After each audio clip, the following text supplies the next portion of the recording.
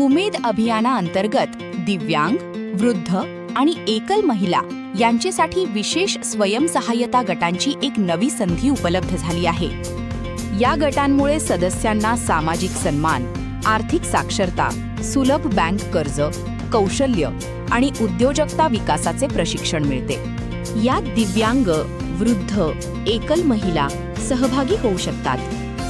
गट स्थापनेसाठी नियम: किमान 5 सदस्यांचा गट आवश्यक असून यात महिला व पुरुष दोघेही एकत्र सदस्य बनू शकतात.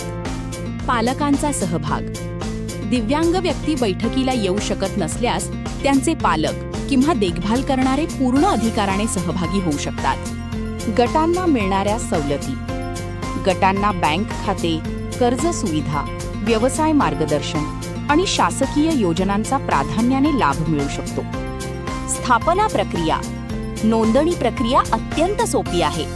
गट तयार करा, कागदपत्रे जोडा आणि ग्रामसंघाकडे अर्ज करा.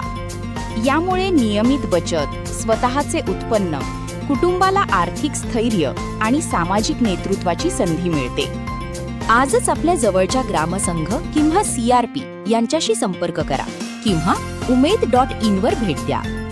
चला, गावात विशेष बचत गट स्थापन करूया आणि सर्वांना लखपती दीदी व स्वावलंबी बनवूया. राज्याचे मुख्यमंत्री माननीय श्री देवेंद्र फडणवीस यांनी केलेल्या संकल्पाला पुढे घेऊन जाताना मंत्री, ग्रामविकास व पंचायत राज माननीय श्री जयकुमार गोरे यांनी राज्यात सुरू केलेल्या मोहिमेतून प्रत्येक वंचित घटकाला बचत गटात सामील करण्याचा विडा उचलला आहे.